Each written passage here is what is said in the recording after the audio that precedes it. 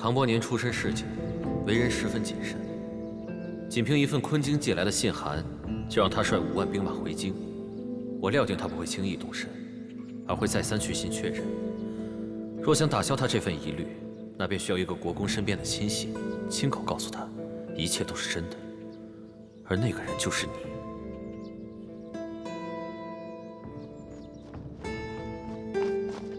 云公子，请。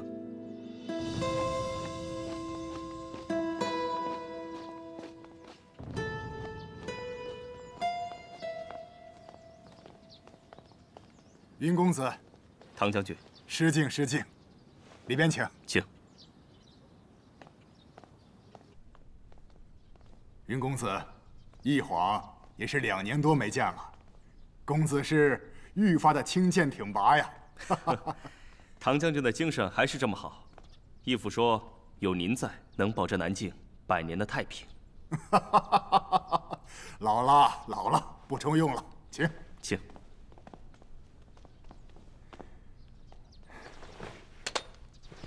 我这个小地方啊，离昆京至少300里，公子亲自前来，早知道派人去接一下才好。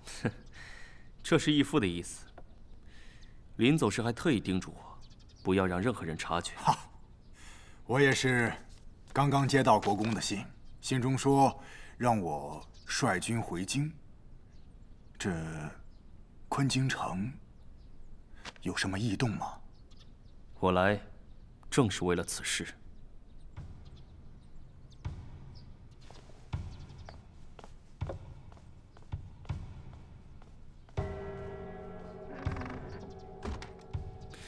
有些话，义父不方便在信中多说，这才派我日夜兼程赶来，向您当面陈情。国公有什么吩咐啊？国公说，咱们筹划多年的事情，可以办了。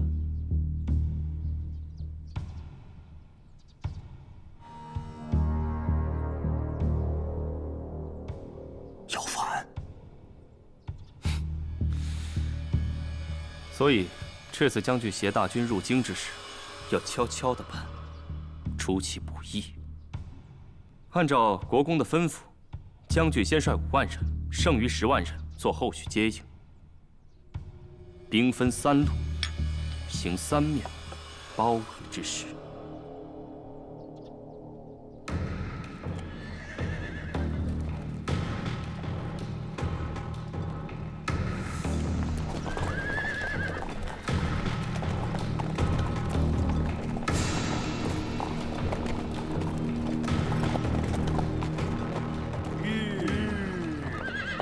将军，再往前30里就是景州境内。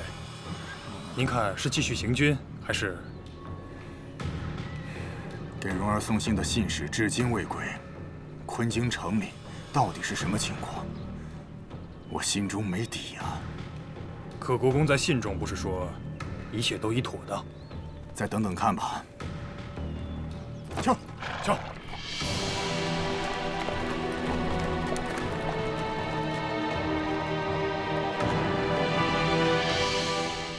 前日里父亲托人送来的密信，说国公启朕命他率5万定远军开拔北上，但父亲生怕出了什么岔子，这才特意向蓉儿打听。哦，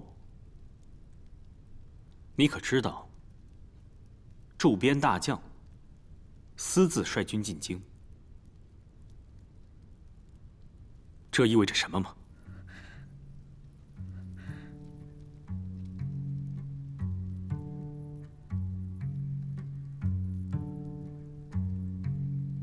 谋逆。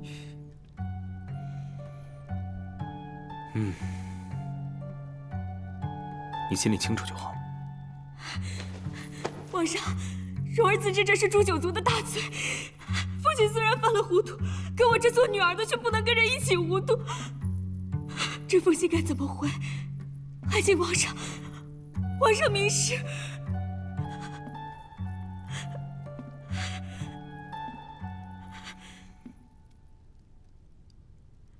哎呀，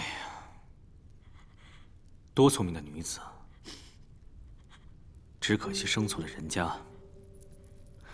唐伯年的一举一动，我了如指掌。倒是你，这般的通情达理，却牵连进这桩谋反案，可惜。皇上，皇上，臣妾早就想清楚了，我已经嫁离了唐家，我便不再是唐家的人了。如今皇上的安危，便是臣妾的安危；皇上的敌人，便是臣妾的敌人。臣妾，还请皇上看在臣妾这一片赤诚忠心上，饶了臣妾。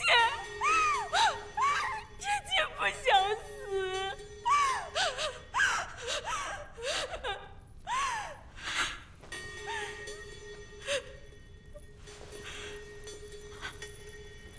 哭什么？你父亲的定远军是朝廷的精锐之士，若能兵不血刃的收下，顺带剪掉其阵的一只翅膀，那本王该重重的赏你。皇上的意思是？你说呢？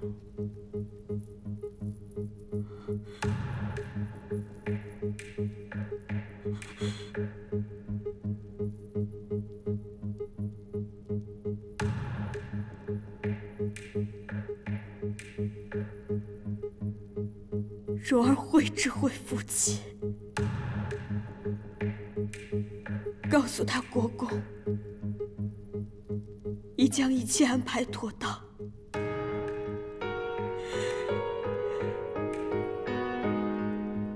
让他安心进城。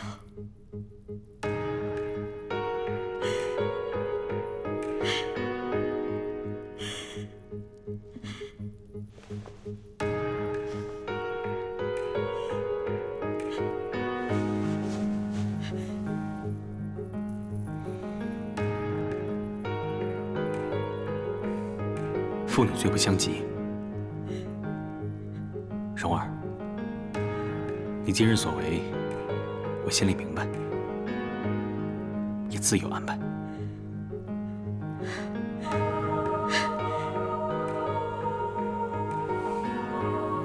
谢皇上。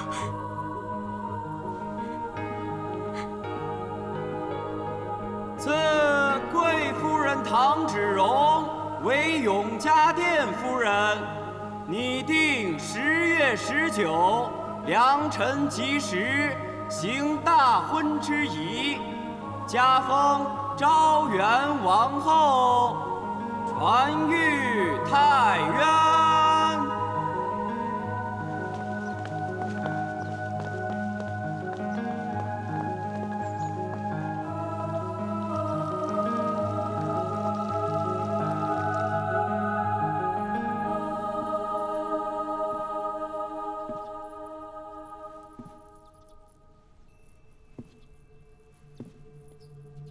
爹爹，你别怪蓉儿，你一世英名却跟错了主子，所以无论她是成是败，都终将躲不过一死。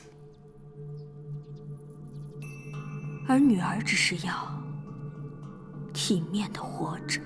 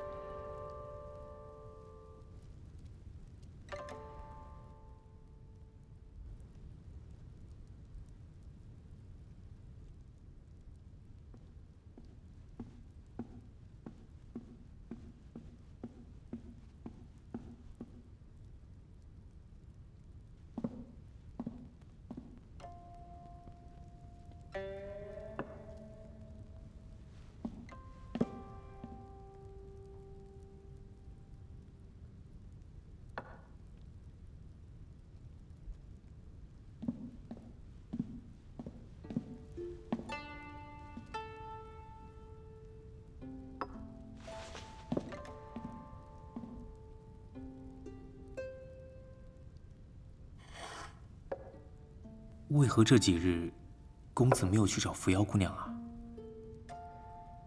你什么时候变得那么爱多管闲事啊？我又为何天天要去找她？难道公子还在和扶摇姑娘赌气？赌气？我是那样随意耍性子的人吗？原先，公子一直都是运筹帷幄，所有事情都尽在掌控，也未曾见过公子像现在这般样子。但是，自从扶摇姑娘出现了，公子倒有了几分人气儿。你是说我以前不像人啊？不敢。这丫头脾气可真够倔的，那天被她一通教训，心里还真的有些不舒服。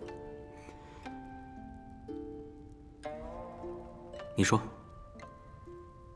我是那种爱操控人心、利用他人信任的人吗？那是公子高明，可我偏不愿利用他，所以公子才费尽心思的要让唐芷蓉来做这个王后。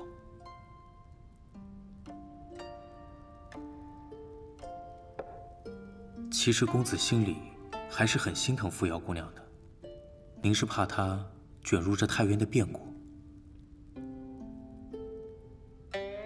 我最近是对你太仁慈了吧？怎么话那么多？小的这就去内廷领法。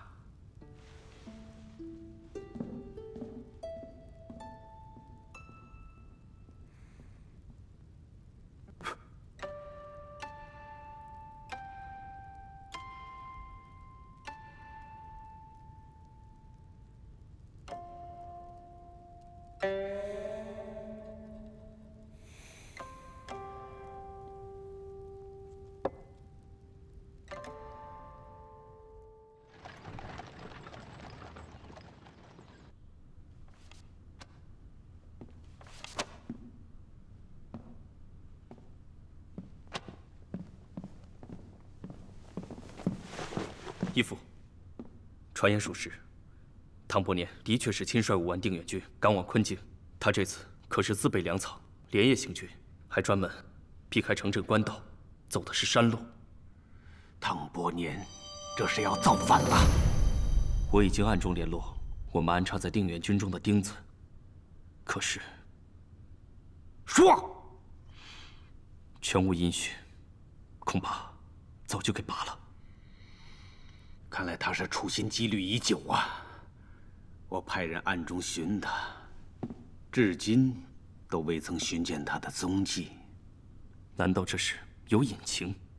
隐情？隐情就是他借着他女儿与轩辕民暗通信息许久，早就将我出卖了。怪不得后宫那么多人，他独独宠幸唐芷蓉一人。哼！昨日更是毫无缘由地将他封了后，只怕他的5万定远军已经投了轩辕民了。这怎么办？没了这5万大军，义父的大计岂不是要……云恩，箭在弦上，不得不发了。为父，只有靠你了。义父放心。等等。你容我再好好想想。你先下去吧。是。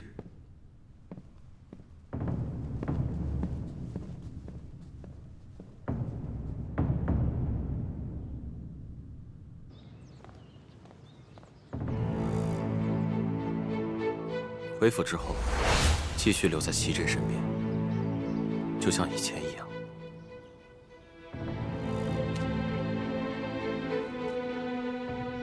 齐震要还的，不仅仅是他这条老路。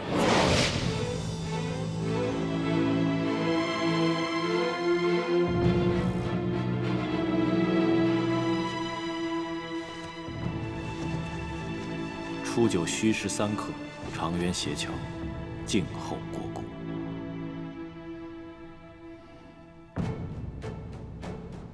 既是谋局，又怎可孤注？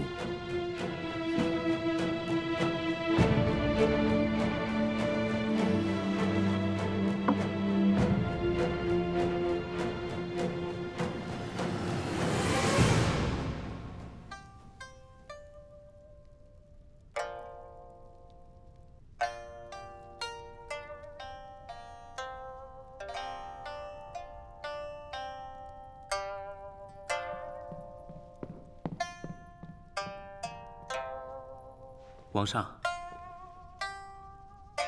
有什么事说吧。这皇上，不如臣妾先告退。无妨，直说便是。蓉儿又不是外人。是。定远将军唐伯年率5万大军私自进京，此事我早就知道了。可人马走在半道上，突然凭空消失了。哦，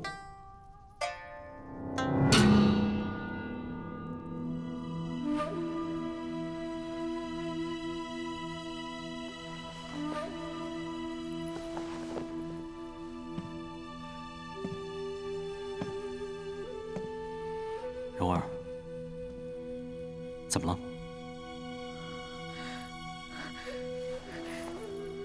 臣妾只是替皇上担忧。我确实担忧，这好好的人马，怎么就这么不见了呢？莫非是国公他？齐镇也已派了大批人手，正在寻找，只是人马全无踪迹。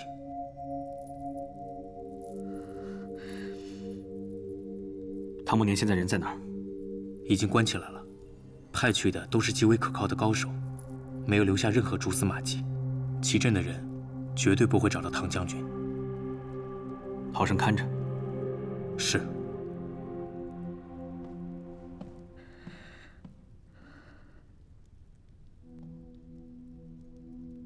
你知道为什么把唐伯年关起来吗？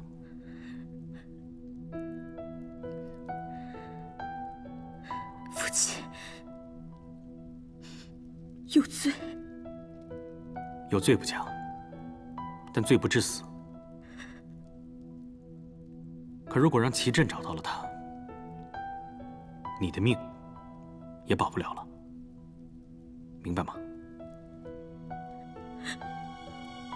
蓉儿明白。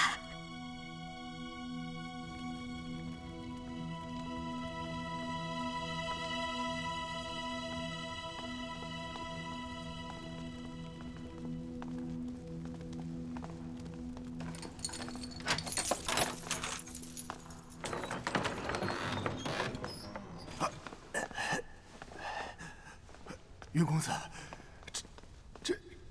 这怎么回事啊？啊，你怎么才来啊？这是哪儿啊？你赶快让国公来救我呀！15年不见，唐将军别来无恙啊。你是谁啊？啊！玲珑紫荆，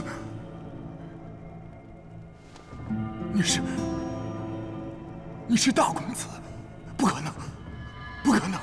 当年世子府上早就被你们斩草除根了，是吧？所幸天道昭昭，我还得感谢唐将军当年的疏漏，让我捡回了一条命。云公子，这是怎么回事啊？云公子，忘了告诉你，他也姓轩辕。文艺世子的2个儿子，都站在你面前了。唐将军，你还有什么话要说吗？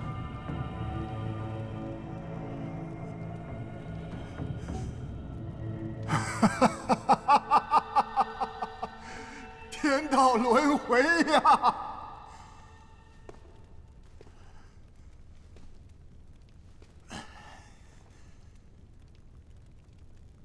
我此番回京，是中了你们的计了。也好，两位公子是要索命啊，还是寻仇？我要知道真相。真相。文义世子当年谋反之罪，确实是被人陷害设计的。是齐震所为。说。当年，文义世子接连平叛乱，剿匪患，文治武功，谁也比不上。按说，这是太原天大的福分呐。可是，仁宗他老了，他对这个大儿子不亲了，他惦记的是成天在他面前的小儿子呀。是先王轩辕刃。正是。文义世子越厉害，神宗就越是疑心。齐震当年还只是个校尉武官，选择站在了轩辕刃这边，替他出谋划策。只要一有机会，他就会在神宗面前说文义世子的不是。后来，他还帮轩辕刃伪造世子谋反的证据，什么养兵逼宫、陷害手足、私藏碎银，还有给先帝下药，这些统统都是假的。这都是国公和先王一手策划的。齐震当年和世子是八拜之交，为何要害他？国公是个练拳之人，轩辕刃耳根子又软，他又没什么大的本事，跟着他自然容易得多。何况两位公子听说过龙鳞甲吧？难道他不是害了世子之后，才将龙鳞甲据为己有的？恰恰相反，他们就是为了得到龙鳞甲，才要置世子于死地呀。为什么？龙鳞甲是神物，当然，人人都要得到的。不，这不是原因。大公子，不要再逼问了，该说的我都说了。是为了他的女儿齐韵吧？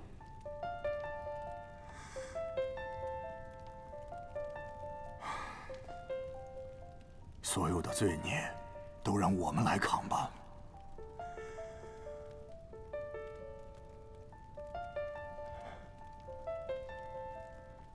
你们小辈儿的是无辜的。是。可那夜惨死的78条人命，他们又有什么罪？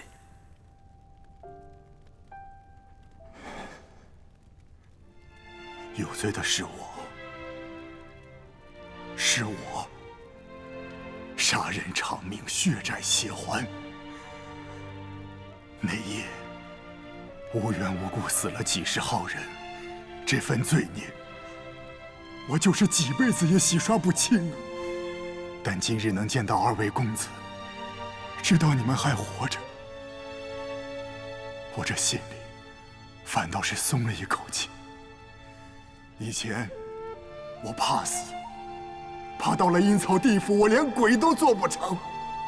可是今天把这些话说了，就是期盼阎王老爷能把我的罪孽减轻一分。从你答应为齐震做走狗那天开始，你就该知道，你已经罪无可赦。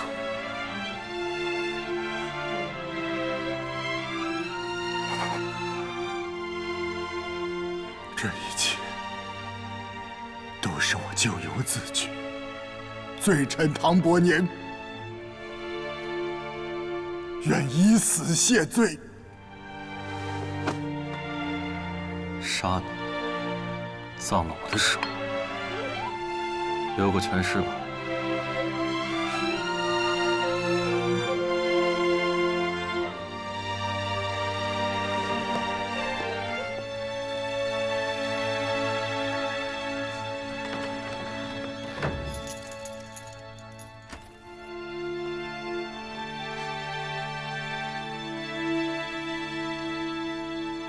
两位公子，保重。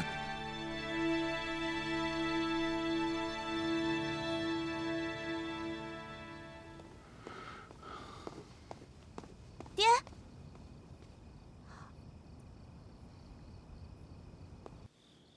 我们来太原也有100天了吧？算下来4个月了。盛夏入秋，寒冬将至，不出10日，眼前这片翠湖就会变成冰湖。定下的日子也要到了。太原无极之渊呢，在这儿的事儿也该做个了解。公子，你打算动手了？你说，我在这儿做的，究竟为了什么？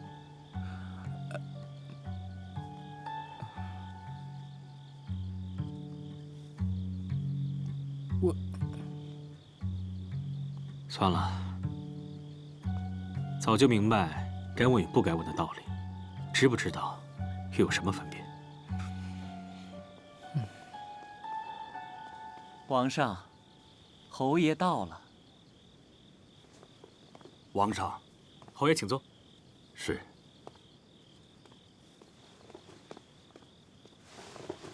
定远将军唐伯年，侯爷认为如何？唐将军多年剿匪有功，自然是王庭的股肱之臣。哦。哎，前些日子你不是说你的戍军8卫兵源吃紧吗？现在边疆稳定，一无战乱，二无匪患。要不，我从定远军拨出5万人给你，你先帮唐伯年管着。这会不会引得朝中不满？我怕有人会弹劾老臣贪权图利，暗藏私心呐。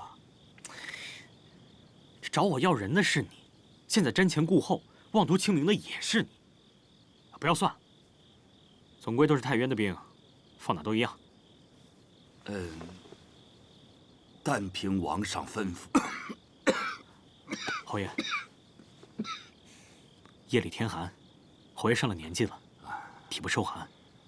曹成，快去拿条绒毯来。是，皇上。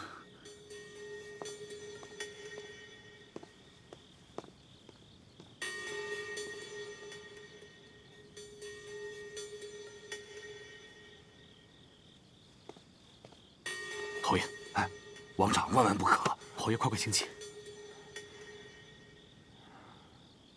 眼下这王宫并不太平，我身旁布满了各种眼线，有些话是对他们说的，而有些弹劾猜忌，可能需要您老帮上一把了。老臣愚钝。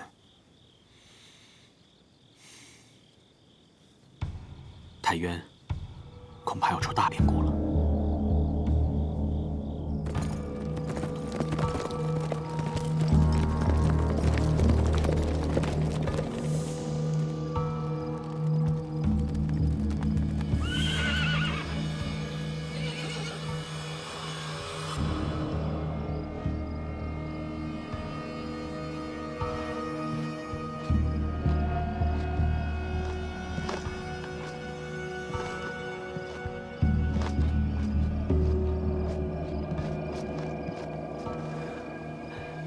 大王子，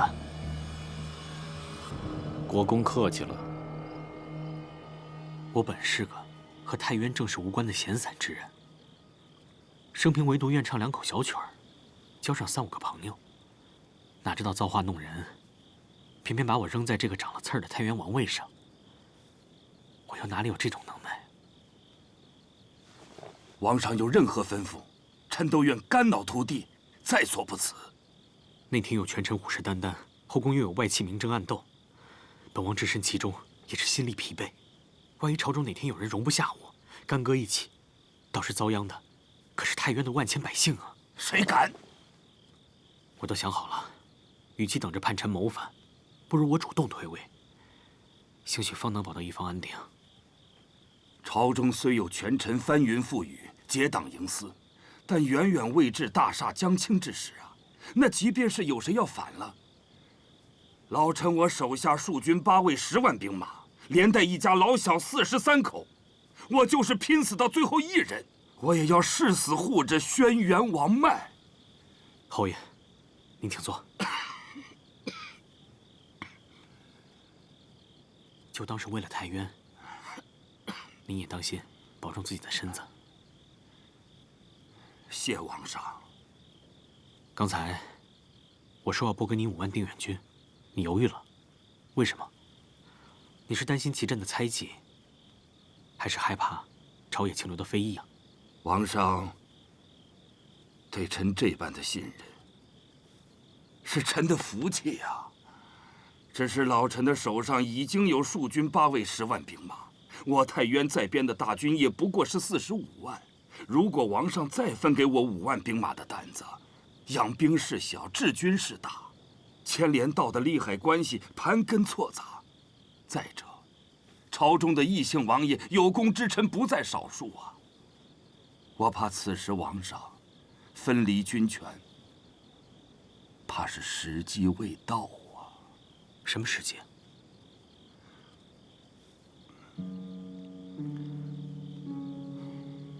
你以为我是想削弱齐震的兵权，好稳定眼前虚设的王位？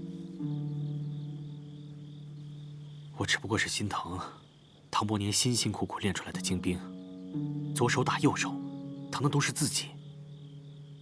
那王上为何刚才会说要出变故了？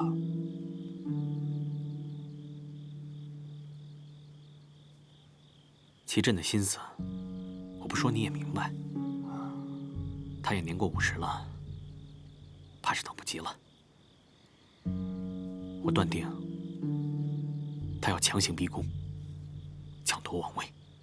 天泉皇城政务机要繁杂，大皇子又领兵在外，如今千里至此，下官真是诚惶诚恐啊！别跟我扯那些没用的，天亮之前我还要赶回去。长话短说，你是想要太渊王位，没错吧？对，太渊的王位。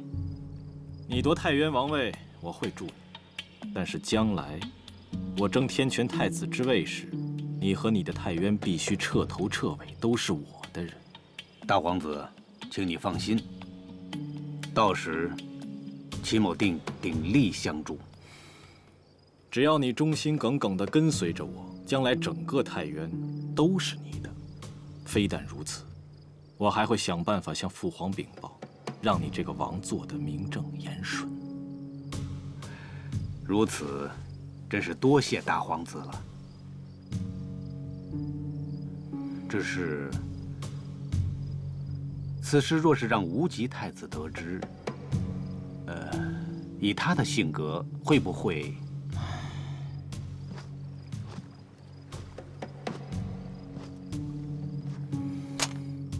你说的是谁？下官多言了。有天泉皇城坐镇，任凭谁也没有那么大的胆子，敢擅自起兵。即便是有谁夺了太渊，那太渊的王位，齐震他也做不得呀。天泉皇城，天泉皇城又如何？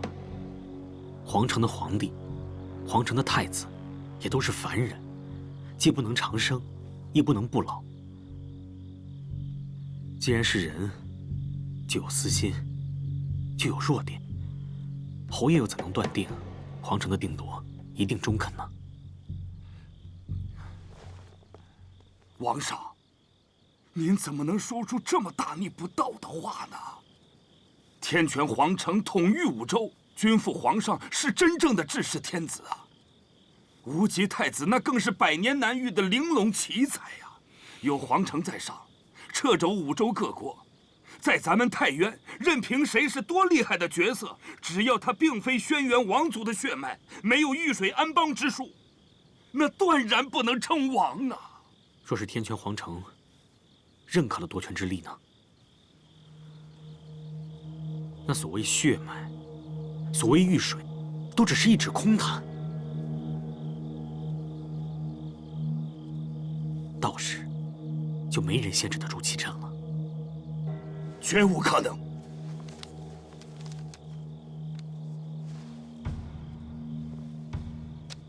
这是我今早收到的密信。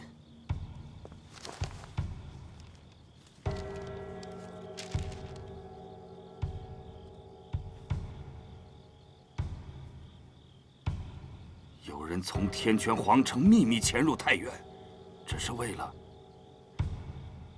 来见齐振。正是。这队人鲜衣怒马，衣着用度十分讲究。据说马鞍上还有特殊的图腾，侯爷大可猜一猜，这图腾长什么样？你想的没错，正是羽树图腾。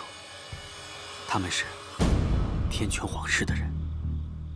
难道齐振真的是孤注一掷，要反了吗？大皇子，今日向你交一个底吧。齐某起兵，并非一时心血来潮，铤而走险，谋划多年，早已布下万全之策。你说说看。太原在籍兵勇一共有45万，我和我的亲信拥有20万的兵马，西平郡王那里还可以再争取。除此之外，我又与天煞王战南城达成契约，他出兵相助，我将长汉山割让给他。另外，再加上大皇子鼎力相助，此事何愁不成啊？如果是这样的话，那怎么一点动静都没有啊？这战场上向来是兵贵神速，迟则生变。你不赶紧筹备起兵，在这儿耗什么时间呢？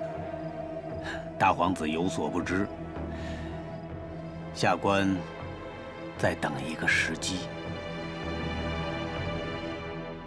我们没有时间了，必须先下手为强。臣该怎么做？唐伯年至今杳无音讯，我要你领着太原最精锐的20万兵马，一定保住轩辕家这条血脉。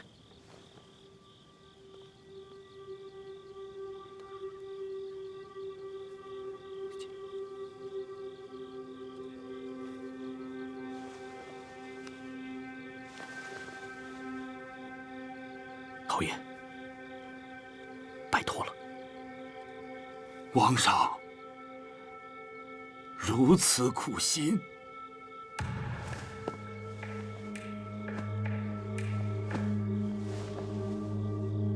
老臣饱受轩辕王族恩典，入朝几十年，尽心尽力，不敢有丝毫懈怠。如今已是年过花甲之人，勉强做到了光宗耀祖、福佑子孙，我早就活得够本了。眼下逆贼谋反，我太原有难，臣愿拼上这条老命，我誓死也要护着王庭，誓死也要护着轩辕王脉。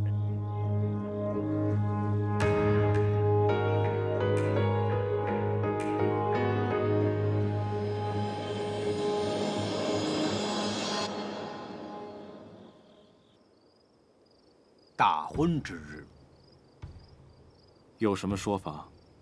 按照太渊的规制，轩辕民定下了王后行大婚之仪。我的卫戍营还有张鹤年的戍军8位都要上交60%的兵力，组建太渊王自己的禁卫军，这加起来可是有15万的兵马，马虎不得。你都是要造反的人了，还担心那个傀儡太渊王来夺你的权？